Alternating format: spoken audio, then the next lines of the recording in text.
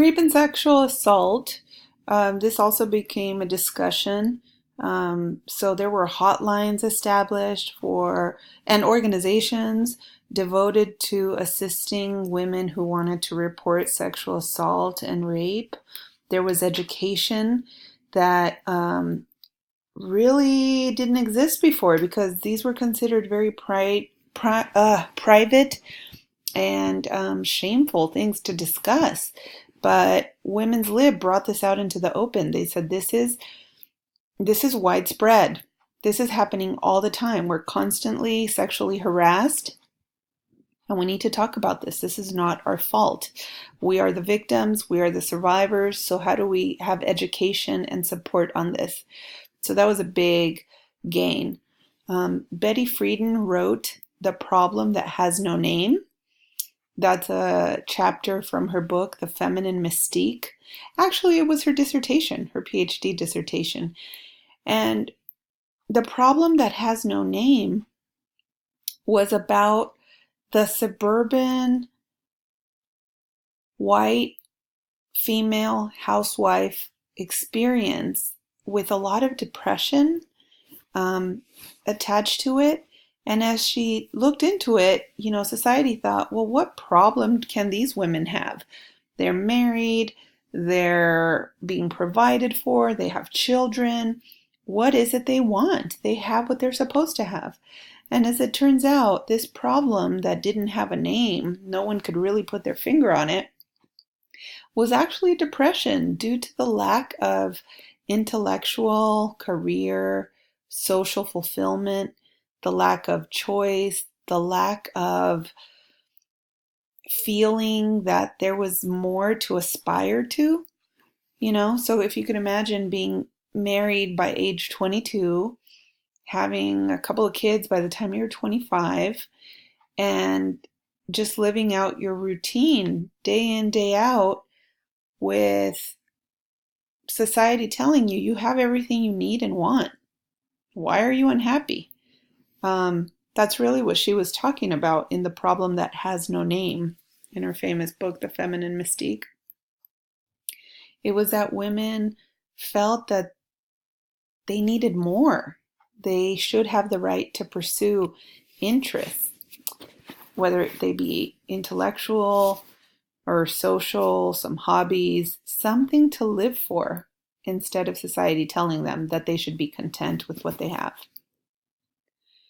The beauty myth, this was second wave's way of defying society's definition of beauty. That beauty had been kind of communicated as a universal, that women have to look a particular way, that they should be thin but curvy,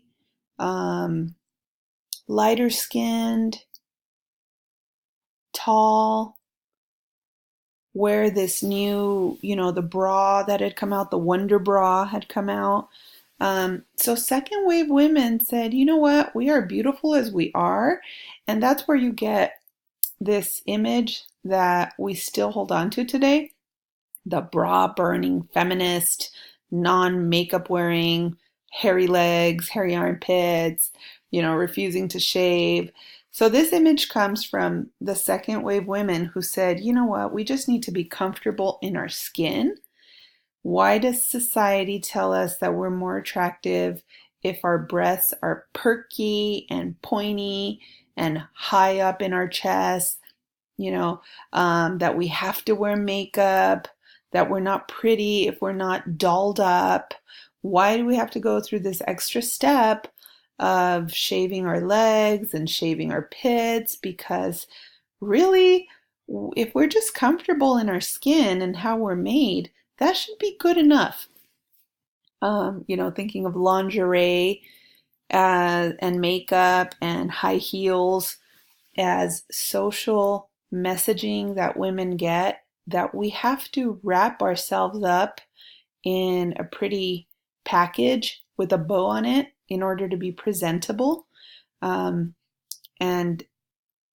women said, no, this is a double standard. Men are not really having to go through all these extra steps to be dolled up. Why do we have to? Um, but this idea of challenging the socially defined beauty was meant to bring acceptance to oneself and as we are. And it was effective for people of color who were simultaneously combating racism that said whiter or lighter skin is more beautiful. So during the 60s, there was this Black is Beautiful slogan that led to African Americans saying, yeah, you know what, you're right.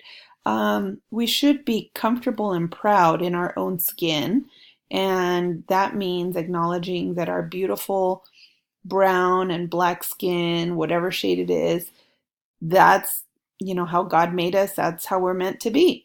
And so they also reclaimed African inspired colors and clothes, wearing the tashikis and the Afro hair in the 1970s. This Afro movement was closely tied to the feminist challenge of the beauty myth.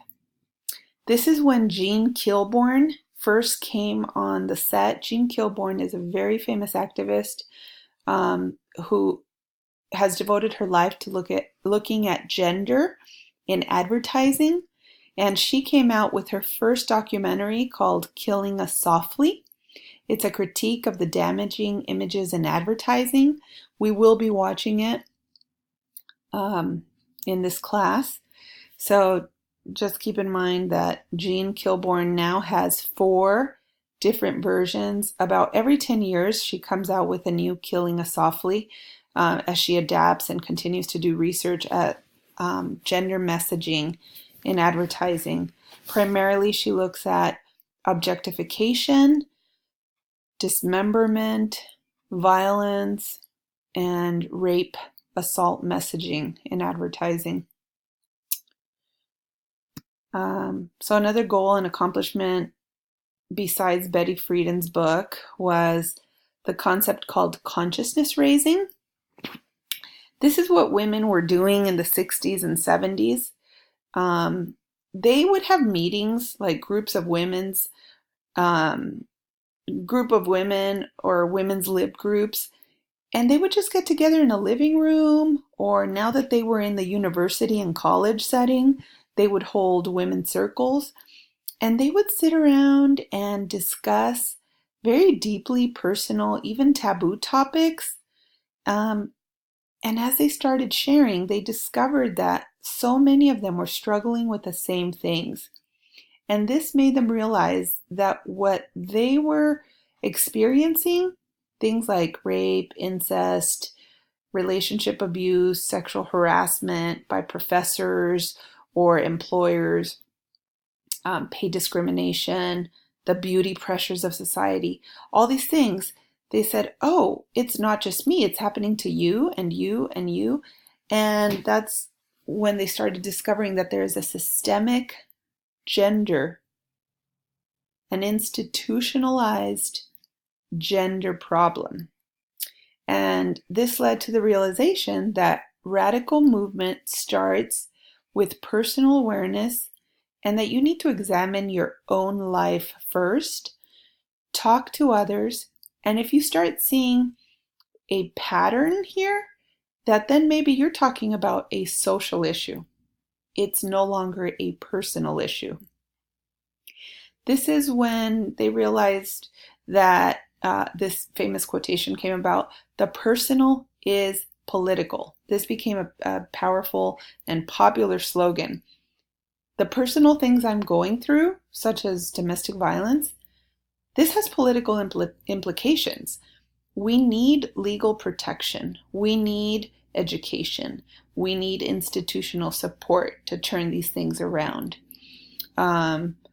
So things that felt personal, like, secretaries being harassed by their bosses to sleep with them, it happened so often and so frequently, and it was rooted in sexism and power dynamics. They said, if it's happening to all of us, then it's not an individual thing. We need to mobilize and do something about it. Before second wave feminism, there was no sexual harassment laws. So at this point, they started looking and mobilizing for sexual harassment protection. So they call these meetings consciousness raising meetings.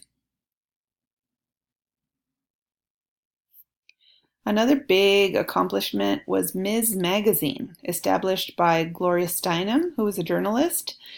She's the co-founder of Ms. Magazine. Before then, there was no magazine that was feminist in nature. Most women's magazines and journals were focused on giving women recipes, giving them tips for how they should behave, ways to keep their husbands happy, how to host social gatherings, very domestic in nature. So Ms. Magazine, the title itself is challenging because it doesn't have to identify women as Miss, single, or Mrs. as married to identify a woman's marital status. If you think about it, a man is Mr. all his life. But women have a title, Miss or Mrs., to show if she's single or if she's already, quote unquote, claimed by a man. So why the double standard? That's when we came out with Ms. as a general, very generic title that does not disclose your marital status. You could be single, married, divorced, be in a domestic partnership. You could be lesbian. You could be whatever. So Gloria Steinem and her co-founder came out with Ms. Magazine, showing that women do not have to disclose their or their sexuality, for that matter. This was a feminist magazine that covered issues and topics of relevance to women, not just like the fluff and the advertising for makeup, high heels, and products like toasters and vacuum cleaners and so on. The National Organization of Women was founded in 1966 by Betty Friedan, among others. Even though initially they had heated discussions with women of color and lesbian women whose issues were omitted from NOW's agenda. It was a very white, middle-class organization. In fact, I say it still is. I went to one of their conventions and it was mostly white women.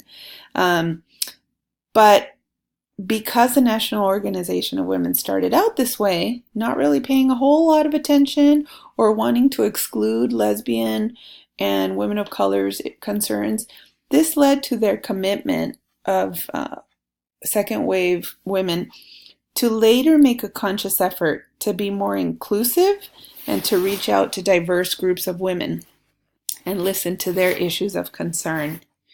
Today we call it intersectionality. That did not exist during second wave feminism.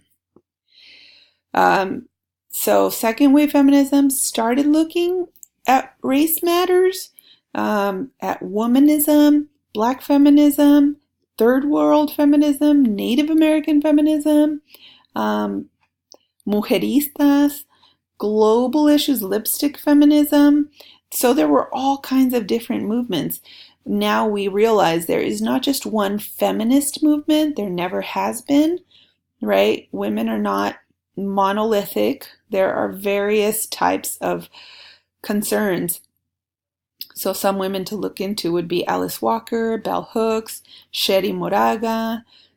These were all women who raised the point that feminism originated as a middle-class white women's movement, and it ignored the issues of women of color. So they pointed that out.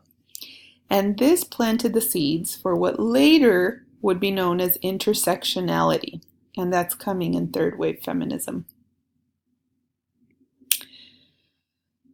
So,